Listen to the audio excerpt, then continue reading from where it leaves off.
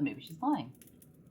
There was a great dark-looking gateway in town, through which morning and evening she had to pass with the geese. Would he be so good as to nail up Falada's head on it, so that she might see him once again more than once? The knacker's man promised to do that, and cut off the head and nailed it fast beneath the dark gateway. Early in the morning, when she and Conrad drove out their flock beneath its gateway, she sent him passing. Alas, Falada, hanging there. Then the head answered, it can still talk! Alas, young queen, how ill you fare! If this your tender mother knew, her heart would surely break in two. Then they went. So what did Conrad say? Then they went still further out of town and drove their geese into the country. Didn't really know you could drive geese around. Don't they just like fly away? And when, I guess they're mystical geese. And when they had come to the meadow, she sat down and unbound her hair, which was like pure gold. And Conrad saw it and delighted in its brightness. She's still mine to marry the geese guy. I mean, love is love, you know. I wanted to pluck out a few hairs. Okay. Then she said, blow, blow, thou gentle wind. I say, love is better than royalty. Blow Conrad's little hat away and make him chase it here and there until I have braided all my hair. And bound it up again. What?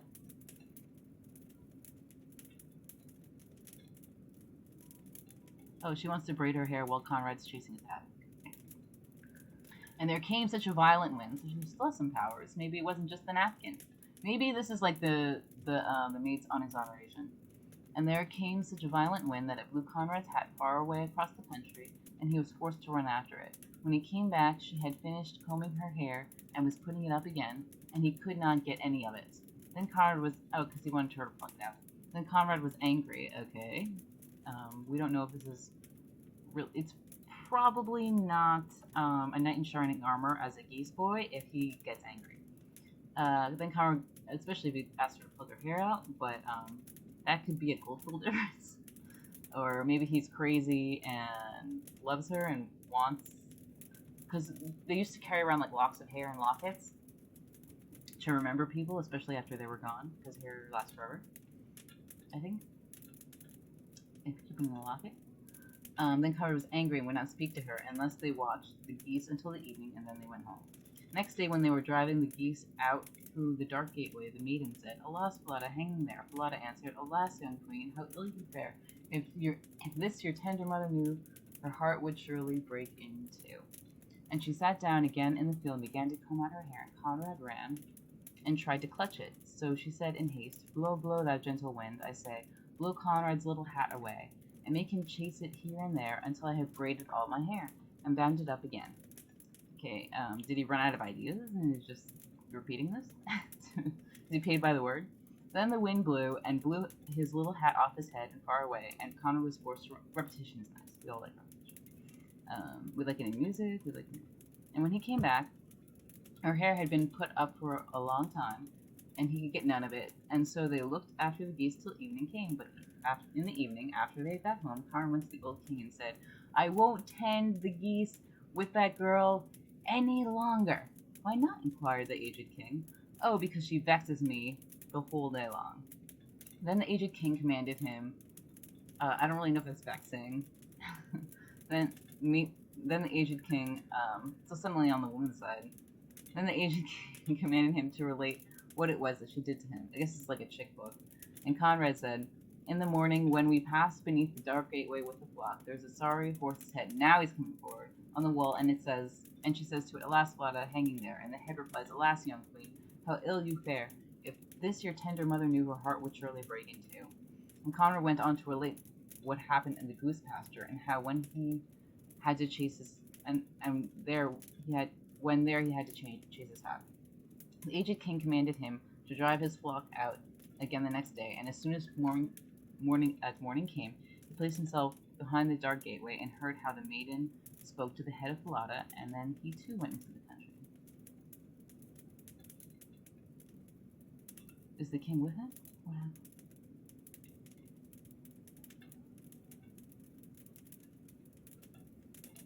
Okay, so the king heard, I guess, and hid himself in the thicket in the meadow. There he soon saw with his own eyes the goose girl and the goose boy bringing their flock, and how after a while she sat down and unplaited her hair, which shone with radiance. And soon she said, "Blow, blow, the gentle wind." I say, "Blow Conrad's little liot away, and make him chase it here and there, until I have braided all my hair and bound it up again." Then came a blast of wind and carried off Conrad's hat, so that he had to run far away, while the maiden quickly went on combing and plaiting her hair, all of which the king observed. Then, quite unseen, he went home, and when the goose girl came home in the evening, he called her aside and he asked her why she did all those things. "I may not tell you that, and I dare not lament my sorrows to any human being, for I have sworn not to do so by the heaven which is above me. If I had done that, I should have lost my life." So the king observed everything that was going on, and he confronted her, and she said that she's not going to tell him. He urged her and left her no peace, but he could draw nothing from her.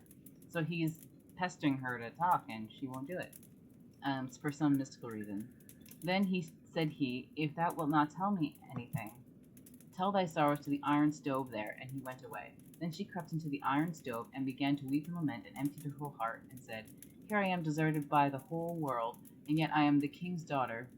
I am yet a king's daughter, and a false waiting maid has by force brought me to such a pass that I have been compelled to put off my royal apparel, and she has taken my place with the bridegroom, and I have to perform menial service as a goose girl. If my mother," so she's talking about what happened, "if my mother did not know that, her heart would break. Did but know that, her heart would break." So she's repeating Falada. The aged king, however, was standing outside by the pipe of the stove, and was listening to what she said, and heard it. It seems like maybe people have trolled her, not her social intelligence, but like her social side. Maybe it's just like a cultural, mystical thing, or, so she was willing to tell it to a pipe stove, but not a human being. Like, she might be in a state of fear or adrenaline or something. Then he came back again, she's very gullible. Then he came back again and bade her come out of the stove, and royal garments were placed on her, and it was marvelous how beautiful she was. Well, Cinderella story. The aged king summoned his son, and revealed to him that he had got the false bride, who was only a waiting maid, but that the true one was standing there as the sometime goose girl. The young king rejoiced with all his heart when he saw her beauty and youth, and a great feast was made ready, to which all the people and all good friends were invited, the friends of Aline.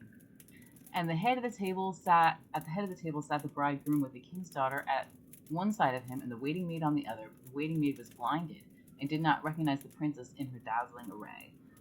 So he invites both chicks. This feels like a reality show now. We'll shout out love when Maria comes. When they had eaten and drunk and were merry, the aged king asked the waiting. It's tomorrow. Okay. Asked the waiting maid as a riddle, what a person deserved who had behaved in such a way to her master, and at the same time related the whole story, and asked her what sentence such and one merited. So he's confronting the false bride, and just asking her about her behavior, and saying what should happen to her. Then the false bride said she deserves no better fate than to be stripped entirely naked and put in a barrel which is studded inside with pointed nails. Okay. Earmuffs, and 2 white horses should be harnessed to it, which will drag her along through one street after another till she is dead. It is thou, said the aged king, and thou hast pronounced thine own sentence, and thus shall it be done unto thee.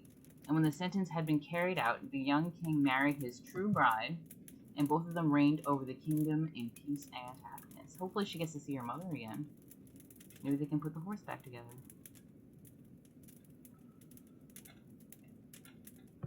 It's nice. Should we sit and stare for a second now that we've read that book?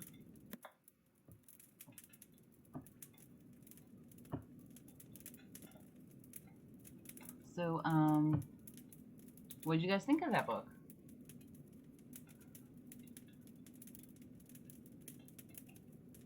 I guess it's like mystical social intelligence.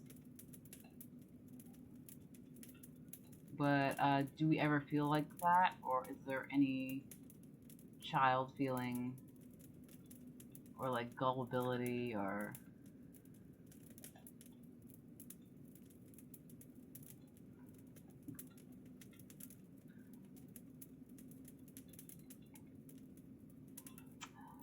I haven't really read a lot of fairy tales, you know?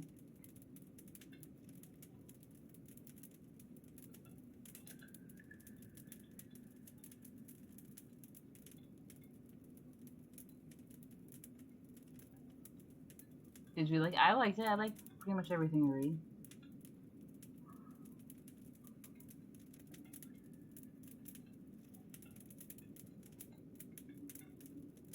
Hmm. If we read it again, we'll probably see other stuff. Maybe we can read it again someday.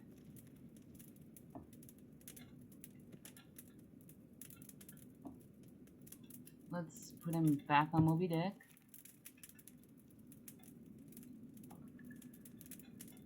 Enjoy the fire. And do some memes.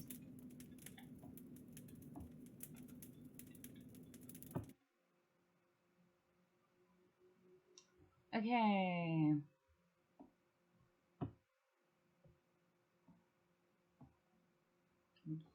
Customize and save with Liberty Mutual.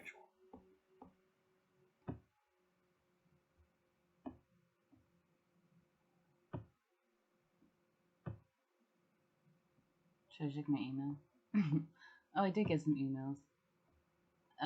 Feels like a rejection. Oh, it got accepted. Oh, nice. Should we read it?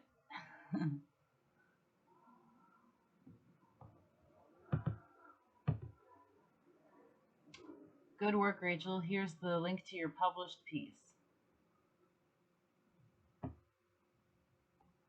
Oh, nice. I like the picture they chose. Yeah.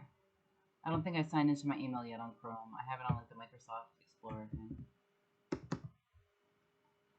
Here you guys is. Yay. That's nice. The title is called 10 Bad Girl and Good Girl Looks That Are Equally Hot. So I've always thought that, and then lately I feel like in the past decade or so there's been like an obsession with being a bad girl. And I think being a bad girl is mostly like a fashion thing. It's not like not calling your mother-in-law doesn't make you a bad girl. Like everyone has to be a good girl. Like it's to be a bad girl. I think is a fashion thing. It's a music thing, and it's like making